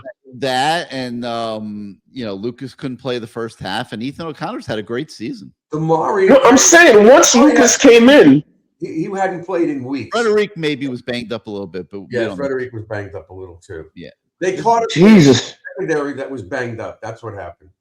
But Frederick played a lot of snaps in that game. He did, but not as many in the second half. Oh, because I was wondering, why is he still in there? I'm like, where's Fitzgerald? Where's Toyser? I'm like, what? A lot of snaps in this game. Yep. I just did. I mean, God bless the kid. I don't know how old he is, but this is a learning experience for him. He's got a lot of talent, that kid. A lot of talent. Got guts. He's a riverboat gambler. He's trying. Yeah. They call for pass interference, but at least he's on the screen as opposed to the DBs that we had here when D'Onofrio was here. You couldn't find DB in screen TV. There were nowhere to be found. I mean, I got to give it to O'Connor because no one stopped that play all year. Nobody stopped that back shoulder throw all year. It wasn't just him. That throw was unstoppable all year for Indiana. Play to defend if the quarterback's accurate. What did you say, Gary? If the quarterback's accurate, it's a very hard play to defend. Yeah. And that's Mendoza. He throws an accurate ball. 100. And on those 2 passes, he was right on the money. Mendoza throws an accurate ball. You catch it, right? BK, it's either his guy's going to catch it or no one's catching it. The way he's Yeah.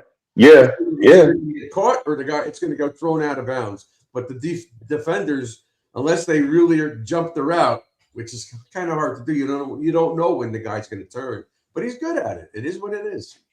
Yeah. But I have the same sentiment that everybody else has with this Bauman kid. Like, I mean, that's just a mental breakdown. Like, how does that happen? How does that happen? I was talking to my brother. I think somebody needs to check his bank account at the end of the game because he got some money for that. When I saw, I just couldn't believe it. Like, you're playing with. I just couldn't believe it. Like, I mean, if he has more time left, Cody Woodall should take him. Take him wherever he ends up going, because I never liked Cody Woodall anyway. The second he became tight ends coach, our tight end play went down. Yeah, you can't. You're not overcoming in a tight game. You're not overcoming giving us free 7 points like that. Yep. No. And with the screen, he's probably a good kid, but I can't even imagine what he was going through in the locker room. Probably wanted to bury his head in the toilet. Yeah, he should have. He should have. But real quick, so I could let somebody else on, right? I don't think that there wasn't that much trust with Carson Beck all year long. Like, you talk about the screen game. The screens weren't a problem with Cam Ward. All of a sudden, they're a problem with Carson Beck. I don't think they trusted this kid all year. I don't think they trusted him. I think they tried to protect him. The Louisville game. And it ended up costing them 2 games because I think they were too conservative at SMU. Yeah.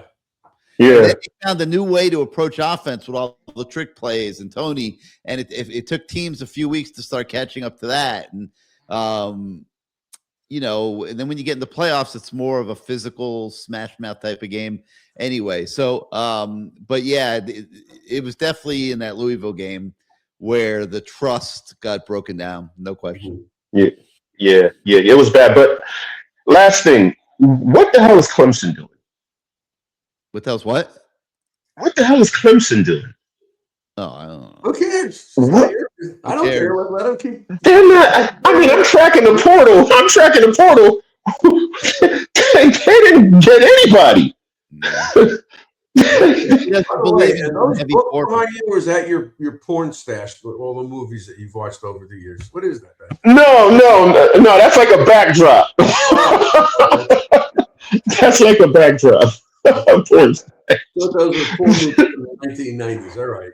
No. That's like a little postcard backdrop that I got going on back there. So but listen, are you excited about next year if we get Mensa? I think we're going to get Mensa. I think a lot of legal things are going to come with it, but I think he does come. Then if he doesn't come, we'll just have to figure it out.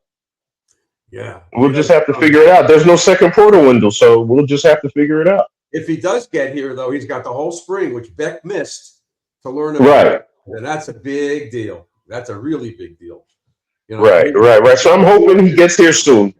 Yeah, Josh Moore could light it up with a kid like that. Malachi, the kid Jacobs from South Carolina looks like the real deal. I think we'll be fine. I heard Samario Wingo was killing it in practice. Killing it. He's going to be very good. Who was? Samario Wingo. Oh, yeah, Wingo. The new freshman. He's going to be very good. Yep. All those freshman receivers can play, man. Yeah. They got 4 4-stars and a 5-star. They're going to be fine. They got some good kids coming in at the receiver. Okay. So we need Lofton. All right. Thanks a lot, Gary. Thanks a lot, Bruce. Gary, thanks for all the hard work you put in all year. No sweat, man. We'll catch up. Great talking to you over the season, man. It was a lot of fun. All right. Thanks a lot, Bruce. I look forward to hearing from you guys soon. Okay, all right, BK. All right, let's go to Mikester Kane. What's up, Mikester? No song, man. No song. We're not playing. There can't possibly be a song after a game like that. No song tonight. No song tonight. Yeah. One song, maybe, but that's about it. Well, anyway, guys, a couple things. You got to give Indiana a lot of credit. They did play extremely well in that game. Now, a couple things that I saw, like when Mendoza ran up the middle there, I saw that Bain was being held. Did you see that? He had the number 65, that left tackle. He had his arm right around his neck like this, like he was choking him. I saw that a lot yesterday. It was like it was like he was in a noose. It was that bad. He was in a noose. He couldn't get free. Never Not called. just on that play, Mike. A lot of the other plays where they showed it from behind the line of scrimmage. You see him coming towards Mendoza, and you see the guy's arm around his throat. Yeah. I mean, it might not be a penalty, but it's just criminal charges, if you ask me. Yeah. Second thing, have you guys heard about what was going on with Fletcher and that guy number 95 there? I don't know, but it's criminal that they took that and went viral with it the way they did. Mark Fletcher is as straight up and solid a kid as exists. I mean, uttermost character and everything. I mean, that guy obviously said something to him and he reacted in the moment, and it's fine. But like, for them to blow that thing up all over social media the way they did, like, man. Everybody keeps saying he said something about his dad. I talked to his mom, Linda. I'll ask her. I'll text her. But I don't know. I don't know. He obviously said something. Well, I don't think it really matters. What I think really matters is that we move forward right now. We get Mensah out from the portal. Okay. We get what's his name from Colorado. All right. I think it's going to LSU. See? Oh, you think he's going to LSU? That's what I think he's going to do. I'm just hoping Bell comes back. I'm pretty sure Mo's coming back. Right, Gary? You said that 50-50? A lot more work on consistency. I think it's 50-50. I think he should come back. I've spoken to NFL people. They think he needs another year. He needs footwork, and he needs to still work on those speed rushes. I agree. His technique needs he needs to tweak his technique and get a little more finesse in his footwork, because he's having a little bit of trouble with that. He could be a first-round pick next year with his size. Yeah. Oh, yeah, he can be easily. I mean, Magoa, obviously he's gone. There's no question about that. Yeah. But anyway, so I think rebuilding pretty good, though. Wait till you see this Cantwell kid. Jesus. Oof. Oh, well, you think Cantwell is going to start next year right off the bat? I do. Right tackle. Absolutely. I agree. Right tackle. Yeah, he fit right in with right tackle. If you can imagine him at right tackle and Bell at left tackle, it's a done deal. Okay. Yeah. That's what Who's going to be the guards? McCoy and Sampson. Okinola? Yeah. Okay. And Ryan Rodriguez may get another year. He could be the possibly. Center. Oh, I like that Max Buchanan kid too. Yeah. Buchanan. Forgot about him. He could contend to be the center. Now, what about the defensive side of the ball? We got what? The hell's that kid's name there? Howe and Hayden Lowe. Hayden Lowe. Marquise Lightfoot. Marquise Lightfoot. Pickett, Herbert Scroggins. Now, Lightfoot needs to put on more bulk, in my opinion. He'll get some more bulk. He'll gain another 15, 20 pounds this offseason. Yes. Yeah, he's got to. He can run. Yeah, he's good. I mean, he's quick. He's quick off the edge. But, he's got to gain. He's not going to be in the inside. He's coming off the edge. That's what they want him to do. And Hayden Lowe is really good. He was doing great until he got hurt. Yeah, him. And who's that guy from the other guy that was in the portal. We picked up in the portal there. Can't think of his name. Lay? He's leaving. No, not him. Wasn't there another one that was coming in? It was a D tackle. You mean this year? No, we had Moulton, we had Scott, we had Blay. No. I thought there was another one. I don't know. Maybe. But all I know is they have Blunt too, so he'll keep getting bigger. They'll be fine. Yeah, I think we'll be fine on the D side. What about linebackers? What do we got coming in for linebackers? Well, Motore is trying to secure another year. I don't know if he'll be successful. That's going to work. But you got Popo Aguirre back. You got Kamal Bonner, who they picked up in the transfer portal. Didn't play very much this year. They got the Wiley kid. He got a little bit of burn, but not much. Kellen Wiley is a young player that they think has a good upside. Ezekiel Marcelin, we'll see. And Darius Hayes, I believe, is going to be back. So he'll get a look in spring practice. It's not great, but they have a few decent young players. Yeah, and they got the Carter kid from Ohio State. Oh yeah, that's who it was. Yeah, The I Carter gotta take kid the from guy Ohio down there. State. That's what I'm thinking of. Yeah. Yeah. Yeah. But he's not real big. He's like 6'2", 285, but he's very tenacious. He's tough. Yeah, he's tough. He's Yeah, tough. that's the kid I was trying to figure out was Carter. Yeah, I think he'll be tough. He'll be good. He'll be solid, strong, very solid. But what about the secondary, guys? What do you think about that? Secondary. I mean, you got to replace Thomas and Scott, but you got Not gonna be Fitzgerald. easy. Those guys are really Boston College good. kid there. They picked up Bryce Thornton in the portal. He's a proven guy who could play nickel. Mhm. That was a good pickup. Dylan Day. Dylan Day, that's who it was. They got Bryce, but the other safety left. Right, yeah. Okay. The other, what's his name, guy? The kid that got hurt in high school and he came in and he's leaving already. Right. Yeah, that kid. I can't think of his name off the bat.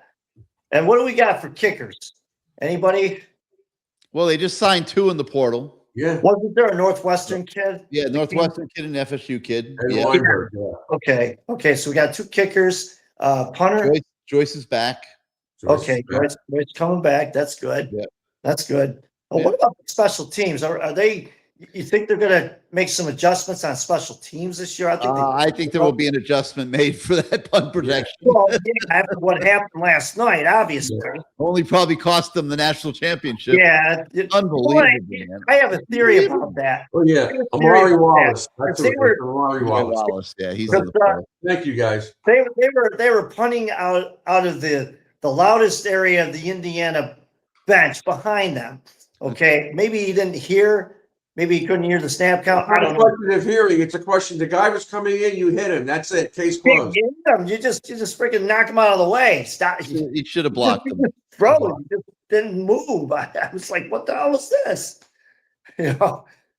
But anyway, yeah. I mean, next year, I think future's going to look really good. I think we're going to grab an ACC title. I think we're going to go to the playoff. I think we can go all the way next year. A lot of young guys got to develop. A lot of young guys. Yeah. But I think they will. So I have confidence in it. All right, Mike. Well, thank you for being part of the show, man. Hey, great season, guys. Great talking to you. We'll keep in touch. All right. Okay. All right. You got it, man. All right. Gary, any news on Fletcher? There's rumblings all the time. I don't really have an answer. He keeps saying he's coming back, but I don't know. I'm not going to ask his mom. I don't want to do that. It's not right. I mean, everything I've heard to this point is he's coming back. But did last night change that? I don't know. You wind up with some of these agents who we all know that could start throwing money around and giving and blowing smoke up his ass, and he may be out of here. But I think he's a kid of a man of his word. Says he wants to play with Malachi. Says he's coming back. Yeah. And I think and I know he talks to his father because he admitted it. And his mom, they're very tight. I don't see a kid like that saying, I'm coming back, and he bolts. Yeah. Now, I don't know. It's a really. He get more NIL money if he says, listen, I'm thinking about sure he's being well taken care of NIL wise. Sure. It's a tough decision, man. Yeah. It's a tough decision. But I don't think he's a first-round pick, no matter what he did in the playoffs. He's not a first-round pick. No, Mark Fletcher's are a dime a dozen in the NFL. Yes and no. They are. Although I'd say he got up to 21 miles an hour on that run last night. Yes, that's the fastest that he's ever run. Yeah. The running back, Henry, he makes a lot of money. He's not a take-it-to-the-house guy, but he's got a lot of value to him. Yeah. He's tough. That was the fastest Mark Fletcher had probably ever run in his entire career. Yeah, and I kept on thinking they're going to catch him, but he fooled me. He didn't catch him. He was motoring, man. It was impressive. All right, let's go out to the Italian Stallion. How you doing, my man? What's up? It's Jake, right? Yeah, I'm good. How you guys doing? You can hear me okay? Yeah. I didn't jump off the ledge. I thought I would. But Well, the reason why I haven't been on, I thought that I was the jinx after that SMU game. Before the SMU game was my last appearance. So I joked with Rocky, who I talk with all the time. I said, Rocky, give Ferman a message. I'm not coming on until we win this whole thing. And if we lose, we kept winning and winning. And I thought I was the reason why we were doing good. So not coming on here because after that SMU game, it wasn't looking good. But truth be told, guys, listen, I mean, we can talk about this so many different ways. A lot of us, me included, were really hard on Mario this year, especially after that SMU game. And I'm just proud of how this team fought and just showed me something that I haven't seen in years, honestly. You know, the kids come and go here and there. But to go toe-to-toe with a team like that doesn't make mistakes, and you got to give credit where credit's due. I mean, did we leave one out there? Yeah, we did. But at the end of the day, that's been a lot of Miami Hurricane great teams in the past that have left one out there for, other reasons. And I can't make sense of it. All I know is that compared to, I don't know, I'd say the 86 team, that not that I'm comparing talent for talent, but the drive that the 87 group used to go and win it the next year, I could see that happening. And we had to replace a quarterback, as well. A Heisman Trophy winning quarterback, no less, that had the worst game of his life. Can you imagine if he was our quarterback this year? Could you imagine? We would have been 16-0. That's for damn sure. Yeah, exactly. And I think with what you had with, I mean, you had some guys that really had to come together and play hard. I mean, damn, 13 wins, the most in Miami Hurricanes football history. I mean, come on. And I know those other teams didn't have as many chances to play those games. But to win 13 with this group, I wouldn't have picked that at the beginning of the year. I think we would have been blessed to maybe get 11 or 12 wins, including an ACC championship game, if we're being real.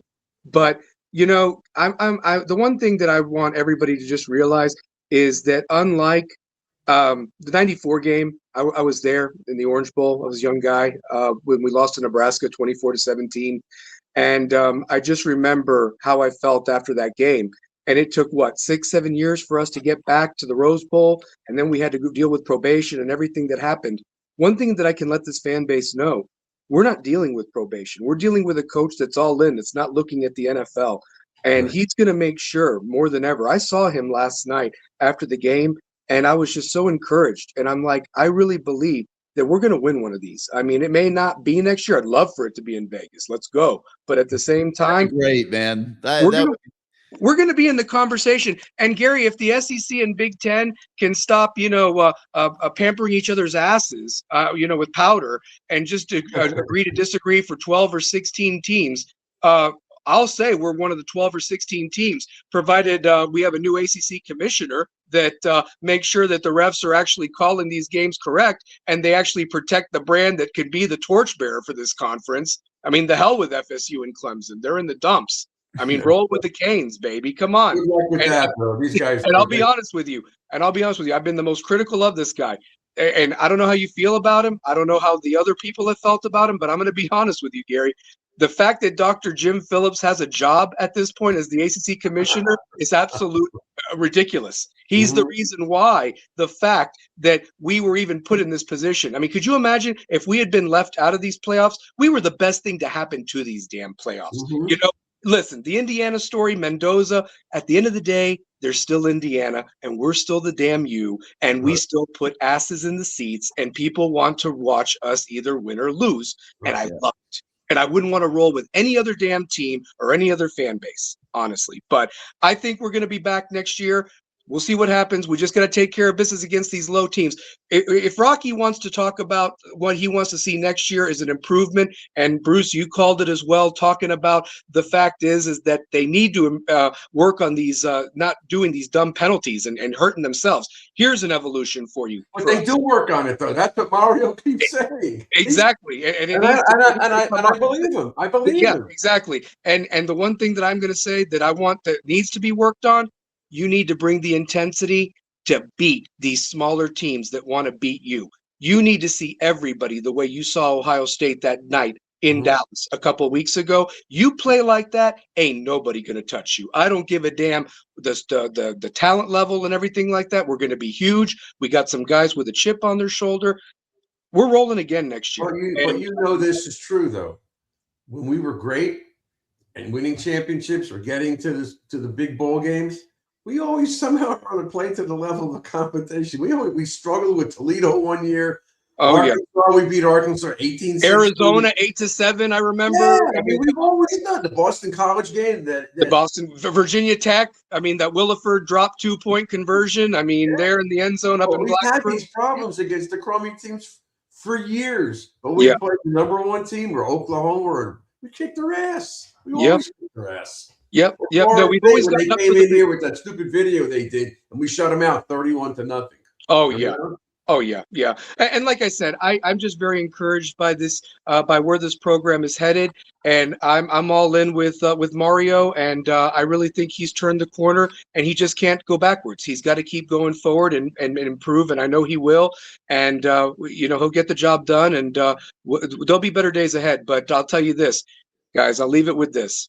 Gary, I want to also thank you. The fact that you've gone this deep, I know you all do a show year round, but I bet it's a lot better than just talking about recruiting of what National Signing Day used to be like. I mean, we were coming up on that weekend, that first week of February back in the day. Now it's just another week, But I will say this much. I will say this much. This has felt great. Your coverage. I'm happy for you guys. I'm happy for CaneSport. You all have been waiting for this for so many years. We're not going anywhere. And I'll say this, leave it with this. It's a lot better than going to the damn Pop-Tarts Bowl or Cheez-It Bowl or anything like that. We are in the playoffs every year, guys. Book it. And we are going to be state champs from here on out. So I hope everyone has a wonderful 2026. Next year should be an automatic ACC title and clearly a bid to the playoffs, but hopefully a bye. Yes, and not the road that we had to go through. Because I'll tell you this, Indiana was as fresh as a daisy, but I'll say this much. They had to pack a lunch last night to get rid of us. And it really did come down to that last minute. They didn't run over us like some people did. And also, screw anybody that thought that they were going to win 44-20. This defense didn't allow over 27 points in any of the 16 games. I mean, honestly, let's just be real. So they didn't yesterday either. They only did. 20. No, 27 was the max they allowed. Points. Yep, 27 was the max they allowed. And honestly, I'm looking forward to seeing what Heatherman and that group does next year with a little bit of upgrades. So, yep. But anyway, hey, root for the basketball team and the baseball team, guys. If you're true Canes fans, they got some good seasons going on. Hey, what happened go tonight? Canes, baby. Have a great year. All right, James. Trying to find out what happened tonight in the game. Keep looking. In the meantime, I'm going to try to figure out why it's so damn dark at Jake's house. Jake, where are you? Where are you, Jake? In Newark? Jake, you with us? I'm on a plane. Oh, you're on a plane. Oh, my God. Hey, we lost 65-63 tonight. We lost. Jake, are you flying the plane? Jeez, look at you. He can't talk. They'll throw him. They're going to throw him out the side door. Are you in the Mile High Club? What are you doing up there? All right, Jake. Well, thanks for being with us in spirit. That's funny. We don't want to get him in trouble. I'm surprised he's not in the cockpit drinking with the captain and the pilot, but whatever. Yeah, that's funny. Too bad he's flying home. He was here for the game. All right, Bruce. So, how do we wrap this thing up? I mean, man, that was a tough one last night. You just see the national championship right there, and it was just a play here or a play there. And man, I have a great appreciation. It is harder to get to that game now than it's ever been. Yes. You got to win all these extra games against good teams, and they did it. They got to the end, and I haven't seen that many people, and I thought maybe if we lost that they'd be screaming about Mario can't win the big one. But I don't think the Cane fans are doing that. We're way past. He shut up everybody. Everybody he shut up. So I think it's great. Yeah. We have fire that guy. It's the best staff Mario's had since he got here. Yeah. Do And they also, do everything Gary, perfect? our No, but defense got who put knows? together with paste and glue. We have a lot of new kids on the defense. We Yeah. have a lot of new coaches on the defense. And look where we were from last year to this year. The improvement was incredible. Hats off to Mario, the entire staff, the players. They worked their rear ends off all season to put themselves in a position to be less than 2 minutes away from being national champions. But you know what? I think this is something that we'll all learn from, and I think we'll get better. And I just do. I'm looking forward to next year. I think our schedule's a little tougher, isn't it? It will be, but I mean, it's still the At Notre ACC. Dame, I think, right? Yeah, at Notre Dame will probably be the toughest game of the year. I think we're still going to Clemson. That as much as whatever you want about Clemson, that won't be an easy out. Well,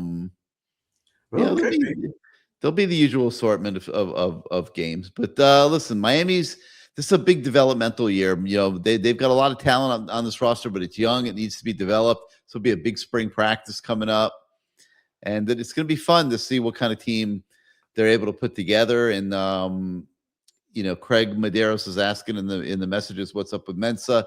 That's stuck in a little bit of a legal battle right now. It's not looking great that he's going to be able to come and participate in spring practice unless he pulls an Xavier Lucas and just goes ahead and does it.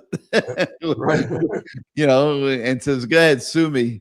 We've got to have lawyers. The lawyers are telling him what's up. Yeah, they'll figure it out in the next day or two, probably. But right now, it's looking like he may not be able to come be part of spring practice. But I think Miami will still take him. So we'll see. We'll see where it goes from there. But I want to thank everybody for being part of this show this season. Once again, great season. Hope you guys enjoyed CaneSport Live every week. We'll try to spot in a show here or there during the off season. Maybe something during spring practice. But this show works best. We'll continue to have our Good Morning CaneSport shows. This particular show works best during the season.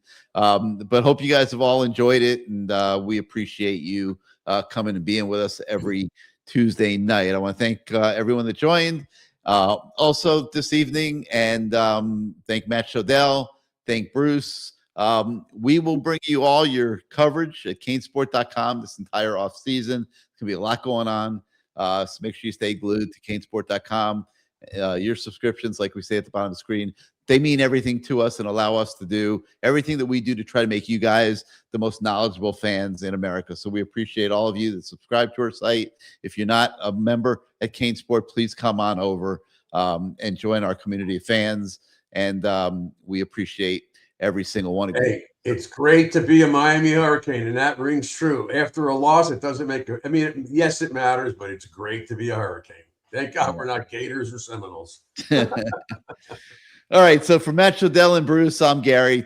Thanks again, everybody. We'll see you next time.